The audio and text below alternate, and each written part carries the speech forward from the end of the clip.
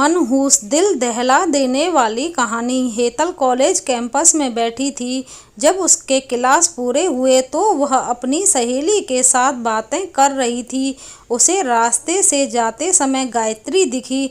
गायत्री को आवाज़ दी, गायत्री इधर आओ। हेतल की आवाज़ सुनते ही गायत्री हेतल के पास गई।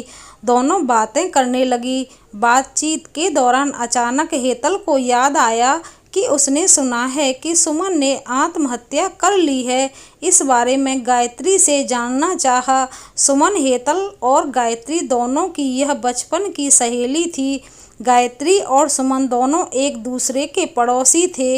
हेतल दूसरे गांव में रहती थी। भले ही सुमन की 3 बार शादी की गई, लेकिन उसने आत्महत्या क्यों की, ऐसा सवाल हेतल के मन में आया। दरअसल वह अपनी प्यारी सहेली की आत्महत्या से बेहद दुखी थी। सुमन 9वीं कक्षा में थी, तभी उसकी पहली शादी हुई थी। सुमन देखने में बहुत सुंदर थी। वह होशियार, शालीन और भविष्य के सपनों में रंगने वाली लड़की थी। उसने अपने जीवन में कई सपनों को चित्रित किया था, पर घर के लोगों ने उसकी ज़बरदस्ती से शादी करवा दी।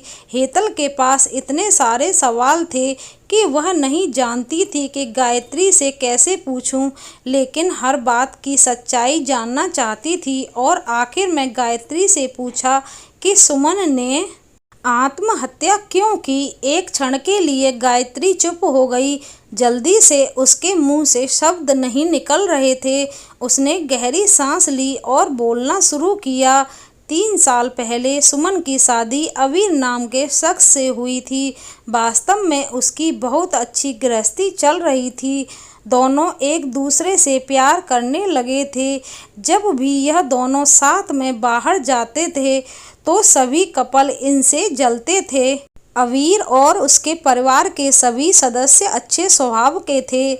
जैसा उसने सपनों में जोड़ीदार सोचा था, वैसा ही उसे अपना पार्टनर मिला था। उसके घर की स्थिति मध्यम थी। अवीर का एक छोटा सा होटल था।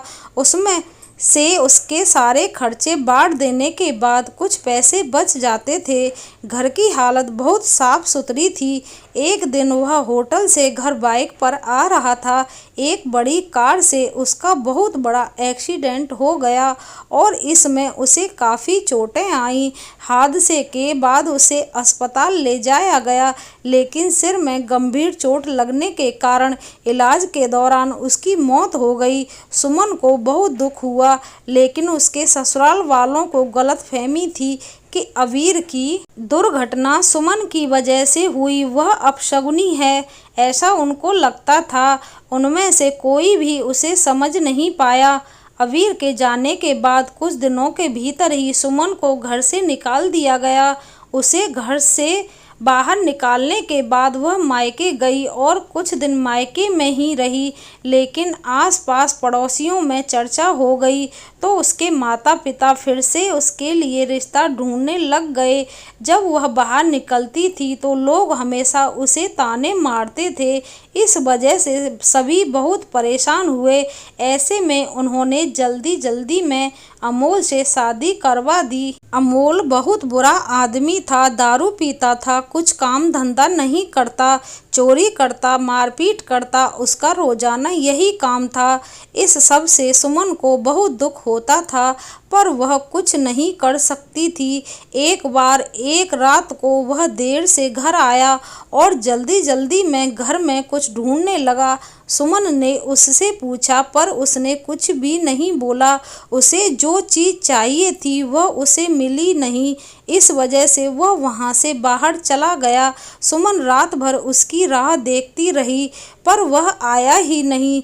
दूसरे दिन पुलिस को उसका मृतदेह रास्ते के किनारे पड़ा हुआ मिला। उसका चाकू से किसी ने खून किया था।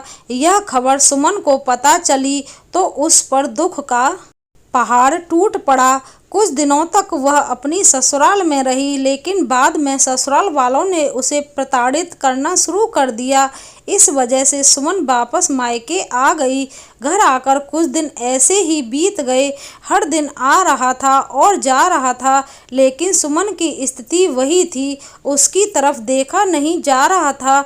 उसका परिवार उसकी स्थिति को सहन नहीं कर सके, इसलिए उन्होंने उसकी वापस शादी करने का फैसला किया। उसके लिए रिश्ता ढूंढने लगे। उनके रिश्तेदारों में गौतम नाम का लड़का था। उसकी पहले से ही एक बार शादी हो चुकी थी और गौतम से सुमन की शादी करवा दी। सुमन बहुत खुश थी। शादी हुई और कुछ महीने बाद उसे मालूम हुआ कि गौतम को कैंसर है, ब्लड कैंसर। इस बात का पता चलते ही उसके हंसते हुए चेहरे पर फिर से दुखी हो गया, लेकिन उसने हिम्मत से इन सब का सामना करने का फैसला किया। 5 महीने तक अपने पति की सेवा की, लेकिन आखिरकार 5 महीने बाद उसके पति की मौत हो गई। इस दुख से बहुत तंग आ चुकी थी। कुछ दिन बीत गए, लेकिन बाद में ससुराल वालों ने उसकी जिम्मेदारी लेने से इनकार कर दिया। उसे घर से निकाल दिया।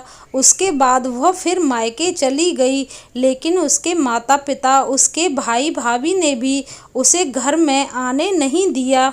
सभी तरफ से रास्ते बंद हो चुके थे। उसके लिए उसे उम्मीद की कोई किरण नजर नहीं आ रही थी। अंत में उसने खुद को ख़त्म करने का फैसला किया, उसका जीवन समाप्त कर दिया। सुमन की यह कहानी सुनकर हेतल की आंखें आंसुओं से भरकर बह रही थीं। पूरा दिन वह सुमन के बारे में सोचती रही। क्या इन तीनों घटनाओं में बेचारी सुमन का कोई भी दोष था? क्या उसके माँ बाप को सिर्फ उसकी शादी कर उसे हर बार किसी के पास भेज देना सही था? वो उसे अपने पैरों पर खड़ा करने की कोशिश भी कर सकते थे। सच कहो, हेतल की जान उसकी बदनसीबी ने नहीं, उसके परिवार की, उसके आसपास के लोगों की छोटी सोच ने ली। वो बेचारी मनहूस नहीं, बदनसीब थी, क्योंकि उसके आसपास ऐसी सोच रखने वाले लोग थे। दोस्तों, यह कहानी आपको पसंद आई हो तो प्लीज़ लाइक, शेयर, कमेंट करना। धन्यवाद।